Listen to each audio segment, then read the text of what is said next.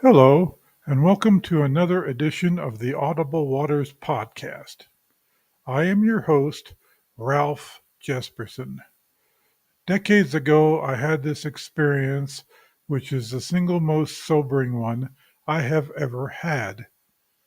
I am not a public speaker, not by a long shot, but I did write the whole experience down twice and have shared the written version of this with some friends and acquaintances.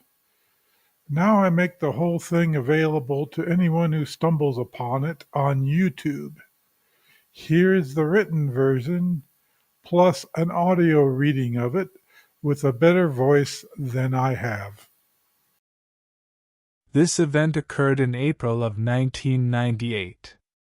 That was the year that my oldest brother died. He died shortly after Thanksgiving in that year. When I first had this experience, I did not know what to make of it. My brother got diagnosed with leukemia in December of the previous year. He went into the hospital for a bone marrow transplant a number of months after this. He was in the hospital exactly 100 days when he died from the treatment. When we got the news that he was dying, then I became sure that this event was intended as a warning to him because he had gotten saved at a summer camp as a kid, but turned his back on the faith in high school as he became increasingly angry and rebellious. He had left the narrow road that Jesus talked about and decided to join everyone else on the wide road leading to destruction. The adult that I knew was an angry, heavy-drinking man who often spoke of fantasies of killing people who were trying to hurt him or steal from him. He had a passion for guns and had his own private arsenal. His gun-loving friends removed large quantities of ammunition from his place after his death. He hated church in general. He loved shooting, fishing, hunting, drinking, bars, gluttony, and friends who had all of these also in common. At one point shortly before he got sick, he topped the scales at 425 pounds.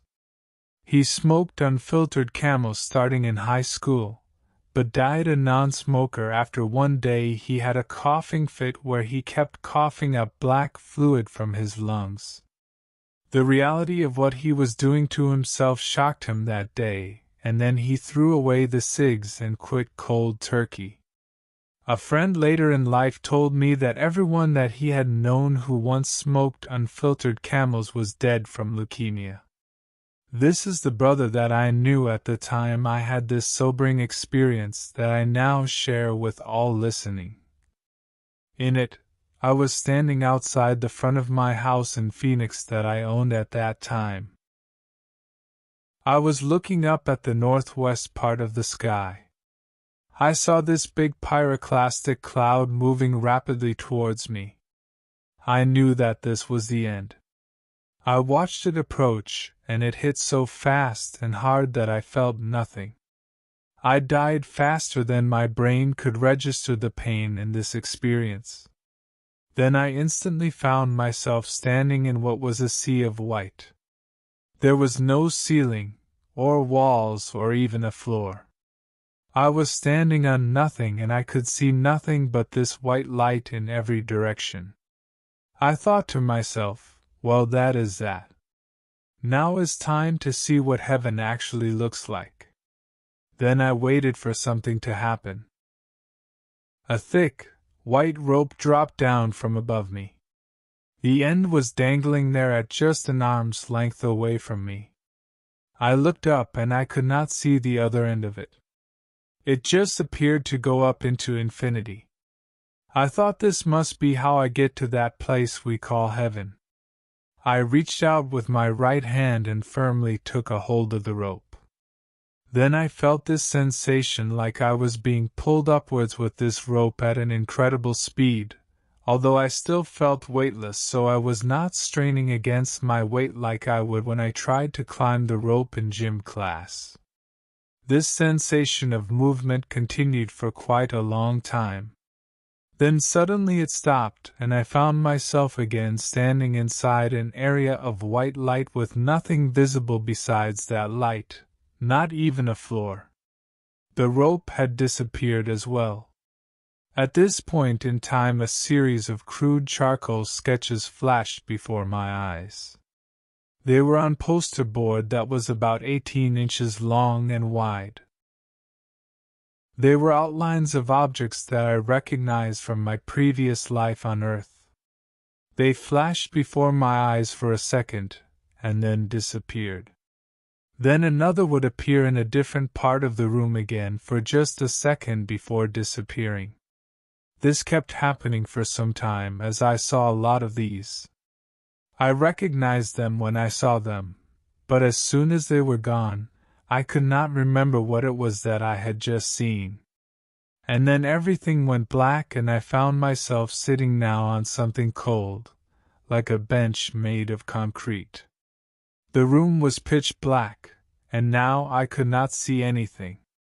So instinctively I called out audibly for lights, as if there was some voice-activated switch that would turn itself on. However, nothing happened. Everything remained pitch black. Then I noticed a strange thing directly in front of me. There was an 8.5 by 11-inch piece of paper that was backlit on a wall before me. I could read the writing in English on the paper, but this thing gave absolutely no light to the room. The sheet was an advertisement for an event with details of a time, place, and price. I thought that this was very strange that I could see this but nothing else and a light source that gives no light to the room. My eyes were starting to adjust to the dark. Next thing I noticed was in front of me there were two narrow slits close to the bottom of the floor. These openings were about 2 inches tall and 10 inches wide, about 4 feet apart. There was a very dim light source coming in from them. It was flickering like a distant campfire, and had the same yellowish color to it. I decided to stand, so I did, and I started feeling around the room to my left. My eyes continued to adjust, and next I noticed these translucent walls that glowed with an eerie strawberry red color. They were clammy when I touched them. Then I realized I was standing inside a very small room. I was still perplexed because this just did not look like any concept of heaven I had ever had. I was still in denial about where I actually was. And then I noticed it just below me and to my right. On the floor was a panther so black that it was perfectly concealed in the darkness before.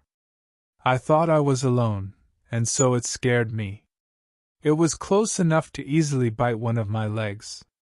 I instinctively reached down to grab the top of its neck in some vain and panicky attempt to control what it might do next. And then I realized that this thing was so strong that my hand was like a flea to it. There was no way to stop this thing from doing whatever it wanted to as it started growling menacingly at me. It was at this very instant that I realized I was in hell and not heaven. Then, instantly I found myself in bed where I had laid down the night before. The first thing that occurred to me at this point was a strange feeling, or more of a knowing you might say, that where I had been was more real than this life that I have on this earth. This has continued to be true. This experience was much more real in a way that is hard to explain. For dreams seem real while I am dreaming, and then quickly fade and become very unreal soon after waking up. Yet I had this weird sensation that I had left the real and had returned to a dream, one that had lasted 32 years at that point. So, for me, the most important message I can communicate from this experience is that hell is a very real place. It is not some fiction made up by somebody with a very active imagination. But do not take my word for it, take Jesus Christ's, for he spoke of this place with a sobering sense of reality. You should believe Jesus much, much quicker than me. I am only echoing the reality he spoke of so long ago. I have come to interpret this dream in the following ways.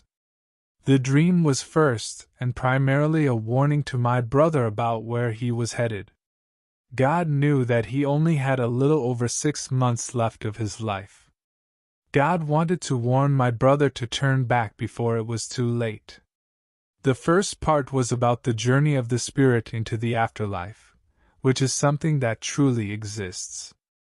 Without a body, there is not much to see, and a spirit is weightless because it is not matter, but rather spirit. The rope was the journey. Dead spirits do not merely hang around the earth. They get transported either to paradise or to the holding cells that were originally designed for demons. See reference, Matthew 25:41. During this journey, the flashes of the charcoal sketches happened. I believe that they represented brief moments in life where God tried to communicate with us, but we would not listen. These times were very small in comparison to the rest of this life. Others have spoken about their whole life flashing before them, and I have experienced that. Because my brother was rebellious, he chose to ignore God. And so these events were quickly forgotten. These very important times flashed up briefly in the review of our life, and then they were gone with no understanding of what or why they happened. One clear example of this to me was something that happened to my brother one Christmas Eve when I was a kid. My brother had given me a gift of a simple model rocket. I was into this as a hobby and had been building more complicated and bigger rockets. I asked my brother if we could go back to the store and exchange this item for a different one, and he agreed. Then our other brother got into a conversation with him about giving to the church. This other brother talked about, as far as I recall, how God made us and how He owns us, and everything that we acquire is really His.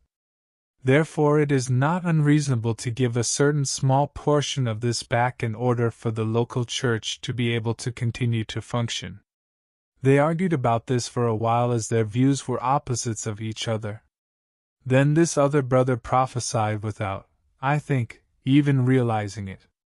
He said that your most prized possession, which was your gray step-side truck all tricked out, could be gone tomorrow, and there was nothing that you could do about it.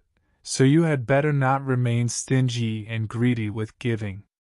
My camel-smoking brother did not like what was said, and so that ended the conversation. So the day after Christmas, I grab my gift and get into my brother's newly waxed step-side truck, and we drive off to the mall in order to exchange our gifts in stores there. My brother parks his truck in the parking lot. We go inside and make our exchanges.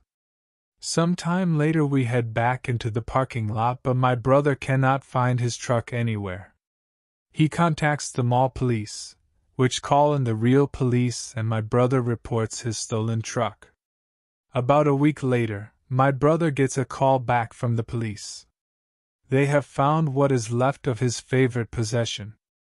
It was not much, only the frame was left. The truck was in such good shape that the thieves had stripped the whole thing for parts. My brother was broken-hearted but chose to completely ignore this prophetic warning. He would still not go into church, nor did he ever give any money to one. His attitude remained one of total rebellion. What was on that piece of paper inside the cell in hell, I believe, was the flyer advertising the summer camp that my brother got saved at as a kid. This dream was about the journey of a man who thought he would go to heaven by default, regardless of all choices and actions. He had heard, probably, that all he needed to do was answer this one altar call, and he would be saved. Many well-meaning evangelists today will say this, but it is BS. He went forward with the others as he was carried away in the emotion of the moment. Then later on he got carried away with other emotions of anger and pride and turned his back on this commitment. He was foolishly treading on thin ice with his choices in life. Altar calls do not save people from hell. Jesus saves, with the only requirement that we humble ourselves and have faith in what He has done. We are free later to reverse our opinion, and I have seen a number of what were once very committed Christians, and yes, even a pastor, walk away entirely from the faith. This paper was there as a reminder of the grace of God that was later discarded like a worthless piece of trash. I believe the two slits in the floor with a distant flickering fire represents a reality that all of hell is going to be one day thrown into the lake of fire at the end of the judgment day. This lake may very well be visible from hell right now, and those who are the condemned can stoop down and see it off in the distance, as it gives the only light that can be seen inside the individual cells. This analogy makes me think of the typical classic Western movie where the town starts building a gallows right behind the jail cell of the condemned outlaw so that he will have the extra torture of watching the thing that will kill him being built. In both cases, there is an anticipation of a death sentence being carried out. There is a very clear warning here. The walls of this room looked like nothing I have ever seen on earth. Perhaps the reddish color is there because those inside have rejected Jesus' sacrifice of His own blood, and so they have to pay the price of their own sin with their own blood. The panther in the room was certainly a demon. I had been placed inside a cell that was already occupied.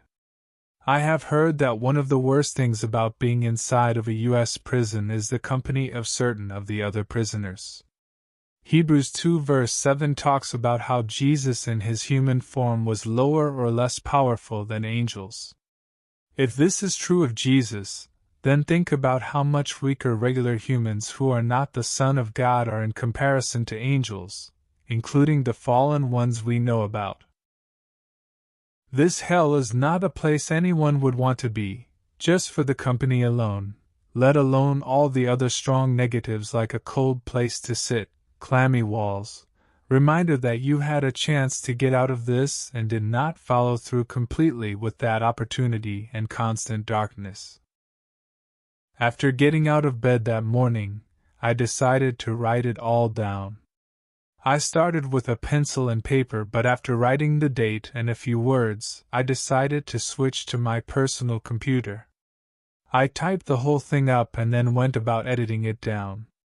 Then I decided to give my mother a copy, and so I printed off what I wrote. It contained only the events and none of the analysis that I have here. I did not try to shove a copy in front of my brother, though I was concerned about his ultimate destination. Because of how he was, I knew that he would angrily reject it. I gave a copy to my mother, who was a believer, and asked her to read it and give an opinion. She did and laid the copy down on a table next to the favorite chair my brother liked to sit in while visiting. Later, he showed up one day to visit with Mom. He sat down in his favorite chair and, according to my mom, picked up my mother's copy and read it without anyone saying a word to him. He never mentioned this to me, nor did I hear any comments back from him at any time later. So who knows what was going on his head? He knew he was sick and the medicine was not helping him at that time. I could only hope that he would choose to take some steps back towards God instead of further away. Then my brother had a last hurrah shortly immediately before his death that had to be the pure grace of God. He woke up when he was visited by my other brother, and some other old friends from the days when he was going to church as a kid with the rest of us. My other brother explained how different he was at the end. He thought that he was a kid again. All of the anger and rebellion were gone. It was like all those other years never happened. Not long after this he died. I wondered where my brother did end up right shortly after his death. I know what the scriptures say, and I knew how my brother chose to live the rest of his life.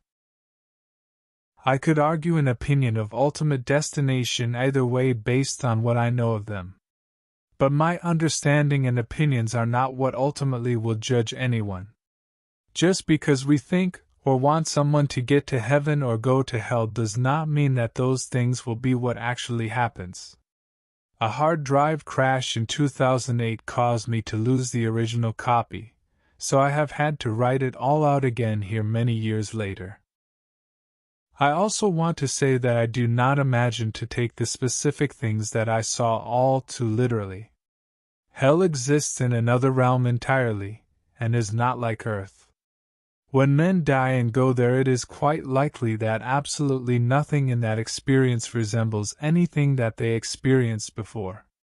It is likely very confusing and probably nothing makes sense, except the exceedingly unpleasantness of it all. The journey likely does not involve literal ropes, and having your life pass before you must be more complex than sketches on cardboard. The pit may not be like anything we recognize. The demons probably do not look like panthers, but they are every bit as vicious and hungry. I see these things as metaphors that we can understand from Earth to help understand what it is like, a cell reserved for goats. It is a place of weeping and gnashing of teeth. It is real, and you do not want to go there. As I have matured in my faith, I have been able to see with clearer eyes regarding this, how so many people who would claim to be a Christian in a survey actually display the characteristics of the goats that Jesus talked about in his non-parable of the sheep and the goats.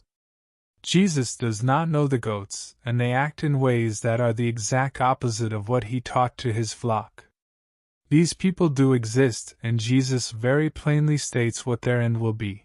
They simply go to hell, just as I can testify that I saw for myself. This concerns me very much, as I do not want any of them to end up in that pit that was created as a punishment for a demon.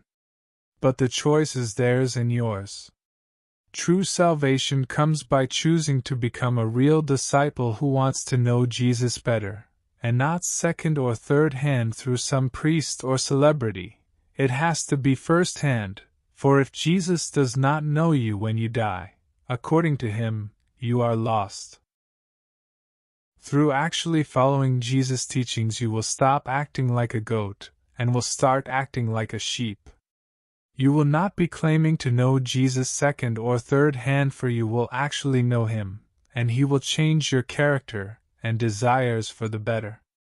Responding to the highly traditional altar call does not, in itself, save anyone, but there are a few who started a relationship there that continues throughout their whole life. They endure the long run and are saved because they have. Evangelists tend to be very concerned about the lost, those who do not even claim to be a Christian, but because of my experience I have shared, I am concerned with those Christians who are the vast majority out there who do not read their Bibles, do not really pray to Jesus, but just rely on an occasional tradition like saying grace at meals, and simply do not take their faith seriously.